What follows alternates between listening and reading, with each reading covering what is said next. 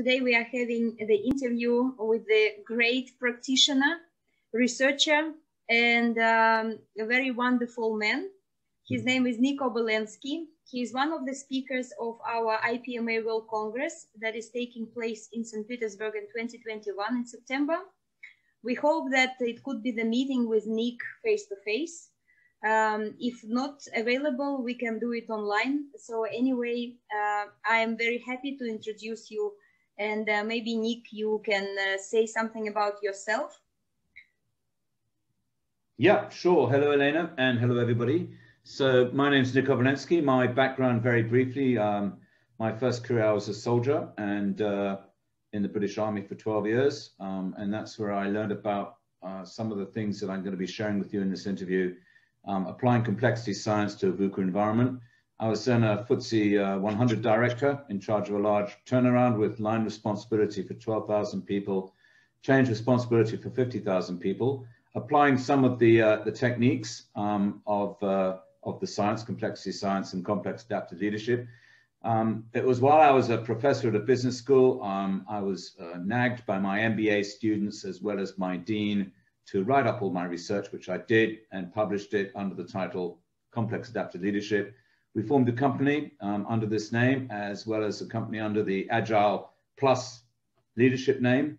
And we're taking this thinking around the world. A new way of looking at leadership, which is genuinely new because it's not about defining what leaders should do, it's defining how we should see. Yeah, Nik, from your great experience, I can understand that complex adaptive leadership is something separate to other approaches in leadership that exist in the world. And for our project managers, it's very important to know how to distinguish between servant leadership, situational leadership, all kinds of leadership approaches, and what is so specific about complex adaptive leadership or with agile leadership, like you say. Okay, so if you look at most of the leadership theories, they are all what we would call 1.0 assumption. In other words, leadership is done by leaders.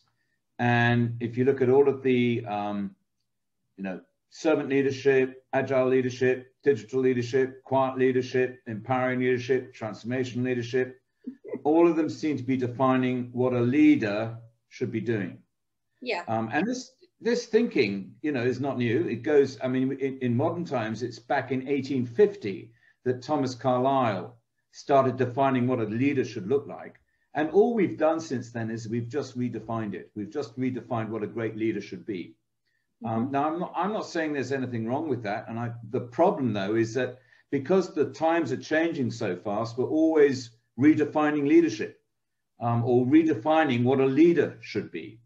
What we say is, well, why do we have another look at it and see, instead of redefining what a leader should be, why don't we define what leadership is? And we define leadership as something wider than just done by leaders. Leadership 1.0 is leadership done by leaders.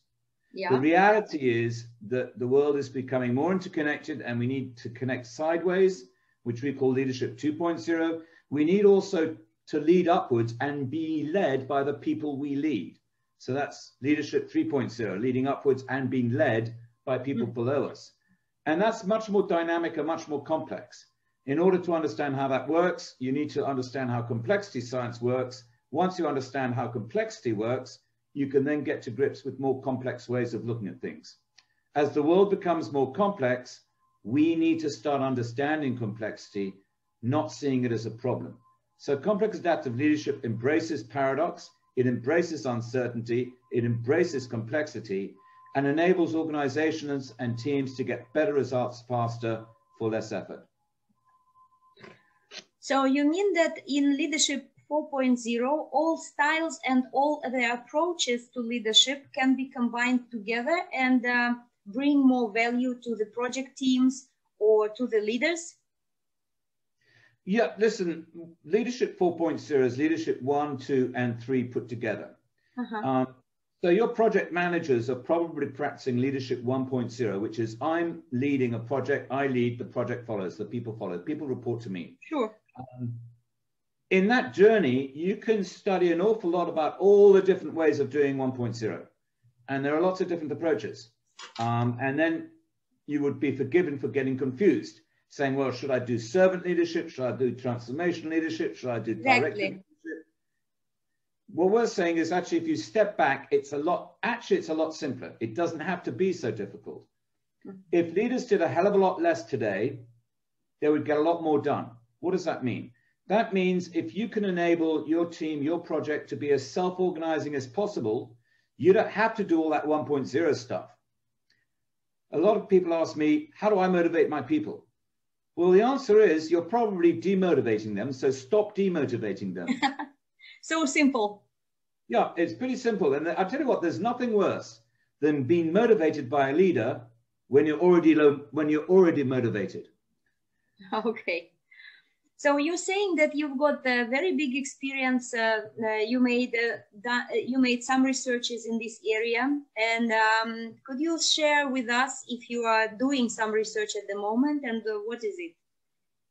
So we do research every year. The latest piece of research, which we just finished doing, is what interested us. Is we've been running programs for complex adaptive leadership for many years now, and this COVID-19 situation has suddenly made things a lot more VUCA for a lot more people. You know, VUCA, volatile, uncertain, complex, ambiguous. We've been talking about it for years, for decades. We've been talking about the world as VUCA. And we kind of knew that. But the more senior you were, the more concerned you were. But when you're on the front line, you know, it didn't really hit you. What COVID-19 did is it hit everybody at the same time. So we did some research to see, for people who'd been through our programs 3 years ago or 4 years ago, did it make any difference to them today with the COVID-19 situation?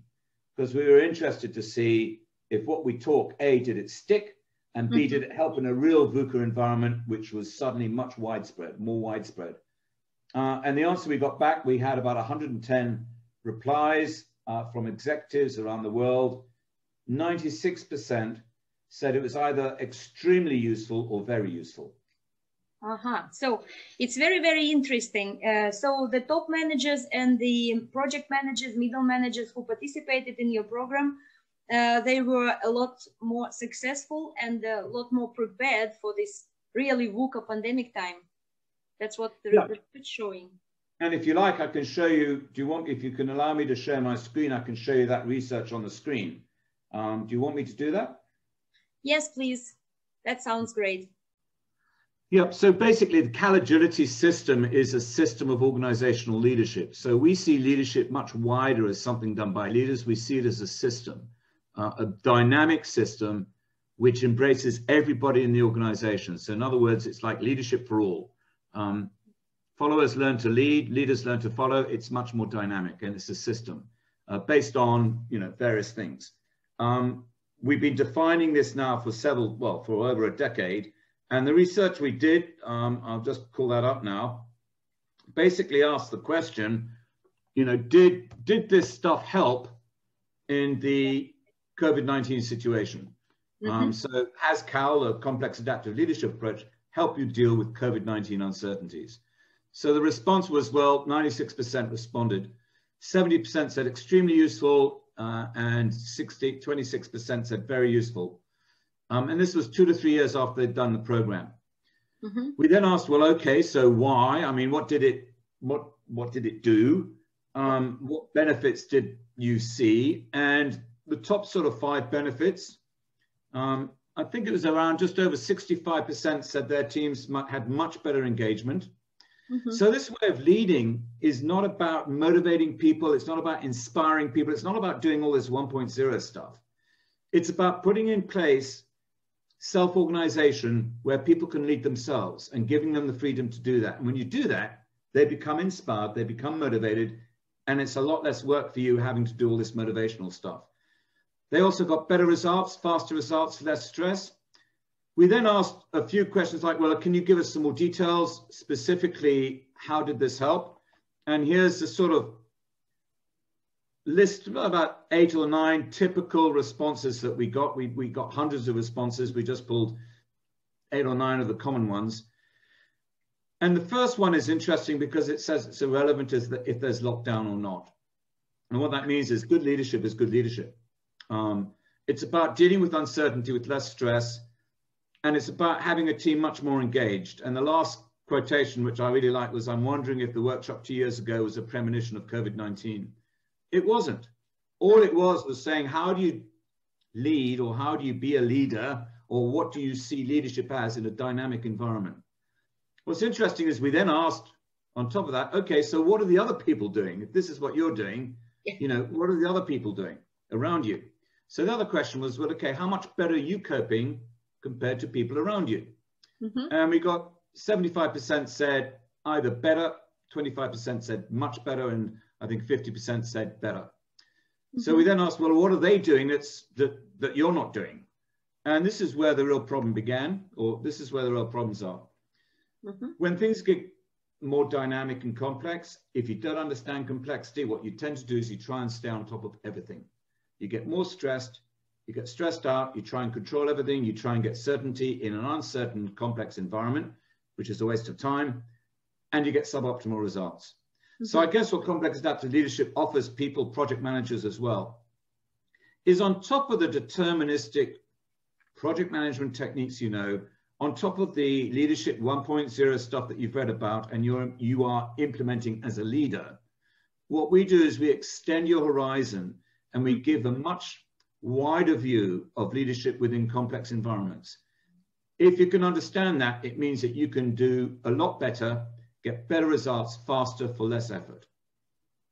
That sounds fantastic, because like you mentioned before, the project manager is a leader who is responsible for everything, and he or she feels responsibility for everything.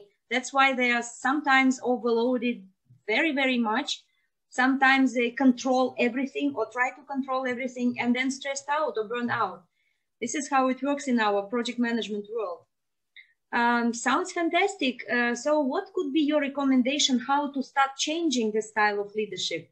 How to become more complex adaptive leader in project management with my team, as opposed to what I was doing before?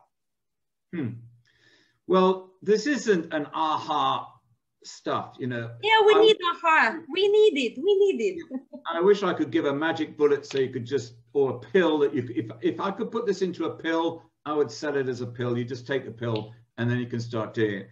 This is a journey. It's not an aha type moment. What we do is we do programs which take people through the journey so that they understand and learn about the different, let's say, intellectual parts of the content, but much more important, they start experimenting and trying things out. I think the first piece of advice I would then give people, if they're not going to do our program and they want to know how do they start, is to sit down and look at what you're doing and make the courageous decision to stop doing a whole load of stuff. That's not possible for project manager. Oh, yes, it is. Yes, it is. I'll give you, I'm just wondering if I can.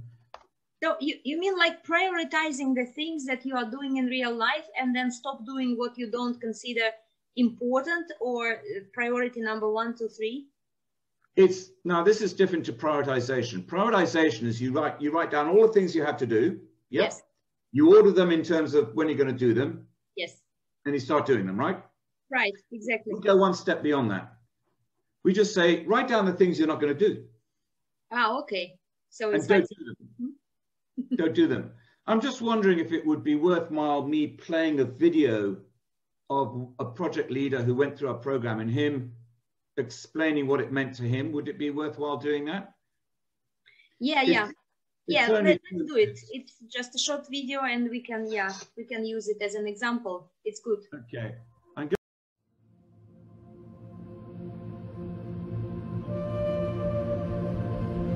We are all in the midst of a digital revolution that is transforming almost every aspect of our lives. Interconnected across the world in ways that would have been beyond the imagination of our grandparents, we have instant access to vast amounts of information.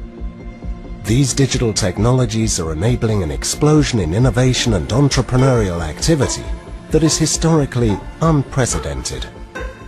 In the face of increasing complexity and volatility, many organizations are re-evaluating their approach to leadership, The agility, creativity and innovation that they need today call for new, innovative approaches.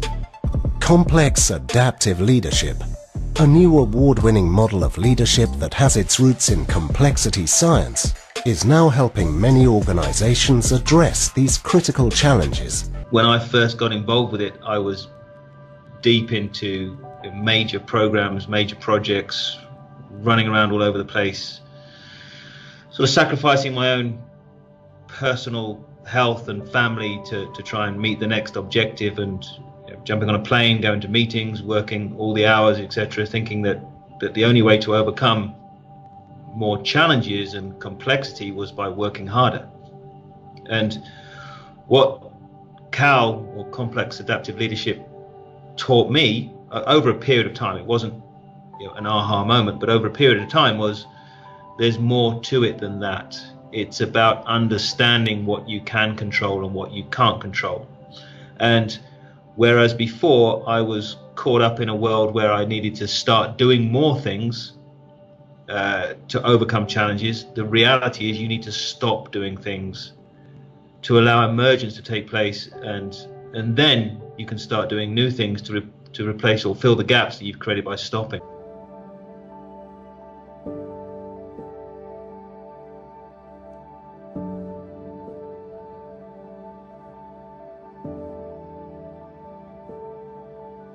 Yeah, we will need that clip as the evidence, and that would be a good advice and to show the people how to start being project managers 1.0. Adrian was in charge of lots of projects. He was a program director. He had lots of projects that he was directing and managing. Mm-hmm. And he basically was saying, it's not about starting doing a whole load of stuff. It's about stopping doing stuff. So the first step is to look at what you're doing, and you probably intuitively know that you're doing a whole load of stuff you don't need to do. Mm-hmm. And you're doing it because you're expected to do it. Yeah. Well, stop doing it. Just stop doing it and save some time for you. Number one. Number two, try and get your team to be as self-organizing as possible. You should have a strategy to make yourself redundant as quickly as possible. Okay. If you can then do that, you can become much more effective in managing more and leading sideways, being more strategic, rather than trying to stay on top of everything. And less being engaged into the micromanagement, as we say, because some project managers are overloaded with micro actions or activities that they have to do or are doing just by the habit. Yeah, that's right. If you've got a project plan and you've got a work-to list and everybody knows what to do, then you should get things on exception reporting rather than daily reporting. You shouldn't be on top of everybody saying, how are you doing? That's not management. That's not leadership. That is demotivating. Yeah. You put things in place and you say, if you're on a critical path and you're having a problem, you let me know immediately. If you're off the critical path, let me know, but just get on with it. Okay. If you need my help, ask for it. So it's all about exception reporting. Rather than daily reporting on everything, think about exception reporting to replace it. Thank you. When I was doing a major program, I had to overlook 850 projects.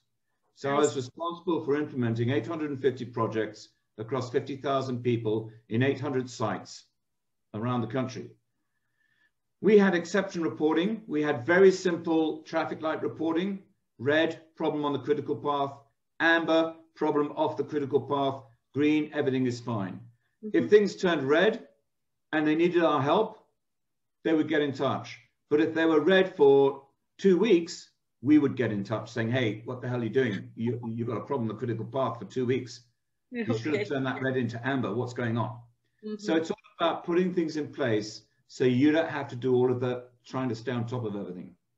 Yeah, I see. Very good advice. Thank you so much. So it's a good starting point. But as far as I understand, the complex adaptive leadership is all about a way of thinking and changing the way of thinking and then applying the new behavior into your everyday activities. Yeah, it's a different mindset. It's moving the mindset of leadership away from being done by leaders to seeing leadership as a dynamic where people are encouraged to self-manage and self-lead rather than being led.